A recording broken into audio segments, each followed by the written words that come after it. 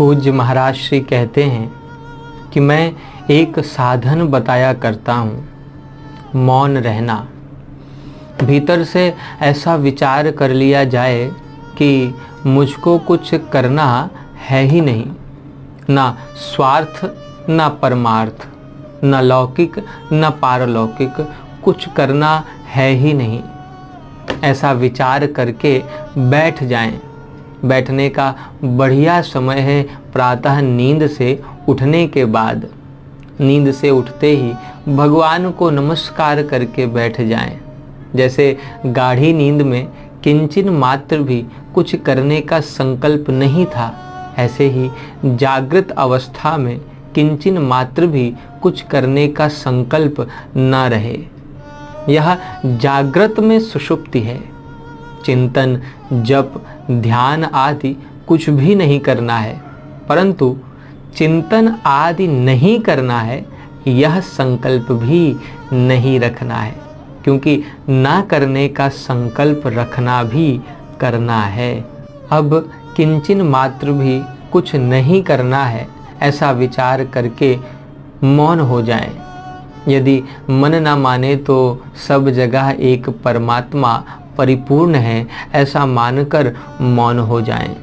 सगुण की उपासना करते हो तो मैं प्रभु के चरणों में पड़ा हूँ, ऐसा मानकर मौन हो जाएं।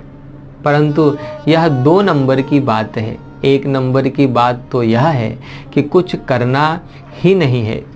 इस प्रकार मौन होने पर भीतर में कोई संकल्प विकल्प हो, कोई बात याद आए तो उसकी उपेक्षा करें, विरोध ना करें। उसमें न राजी हों न नाराज हों।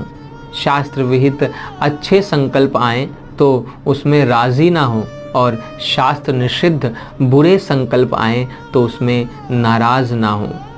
आप जो यह कहते हैं कि मन बड़ा खराब है, वास्तव में मन अच्छा और खराब होता ही नहीं। अच्छा और खराब स्वयं ही होता है। स्वयं अच्छा होता है तो संकल्प अच्छे होते हैं, और स्वयं खराब होता है तो संकल्प खराब होते हैं। अच्छा और खराब ये दोनों ही प्रकृति के संबंध से होते हैं। प्रकृति के संबंध के बिना ना अच्छा होता है और ना बुरा होता है। जैसे सुख और दुख 2 चीज़ हैं, पर आनंद में 2 चीज़ नहीं है, अर्थात आनंद में न सुख है न दुख है। ऐसे ही प्रकृति के संबंध से रहित तत्व में न अच्छा है न बुरा है। इसलिए अच्छे और बुरे का भेद करके राजी और नाराज ना हों। संकल्प आए अथवा जाएं, उसमें पहले से ही यह विचार कर लें कि वास्तव में संकल्प आता नहीं है, यह तो जाता है। भूतकाल में हमने जो काम किए हैं उनकी याद आती है, अथवा भविष्य में कुछ करने का विचार पकड़ रखा है उसकी याद आती है। वहाँ जाना है, वह काम करना है आदि। इस तरह भूत और भविष्य की बात याद आती है जो अभी है ही नहीं। भूत और भविष्य की बात हम याद करते ही नहीं, प्रत्युत उसकी याद आती है। वास्तव में उसकी याद आ नहीं रही है, प्रत्युत जा रही है। मन में जो बातें जमी हैं वे निकल रही हैं, अतः आप उनसे संबंध मत जोड़ो, तटस्थ हो जाओ। संबंध नहीं जोड़ने से आपको उसका दोष नहीं लगेगा। संसार में बहुत से पुण्य कर्म होते हैं, पर क्या हमें उनसे पुण्य होता है? ऐसे ही संसार में बहुत से पाप कर्म होते हैं, पर क्या हमें उनका पाप लगता है?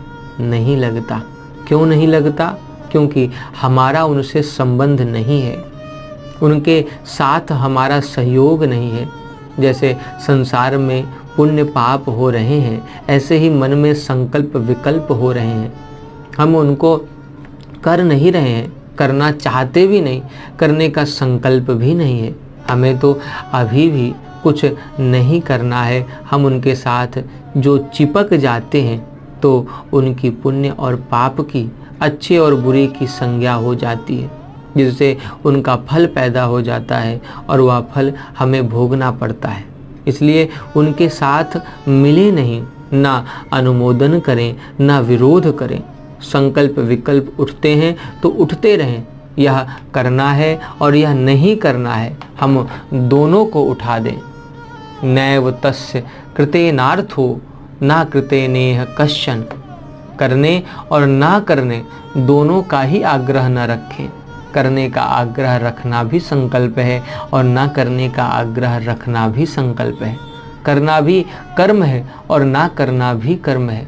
अतः करने और ना करने दोनों से कोई मतलब ना रखकर मौन हो जाएं तो प्रकृति का संबंध छूट जाता है, क्योंकि क्रिया रूप से प्रकृति ही है। वह क्रिया चाहे बाहर की हो चाहे मन की हो, सब प्रकृति की ही है। इस प्रकार बाहर भीतर से मौन हो जाए तो उसको तत्वज्ञान कहते हैं, जीवन मुक्ति कहते हैं, सहज समाधि कहते हैं, वह हो जाएगी।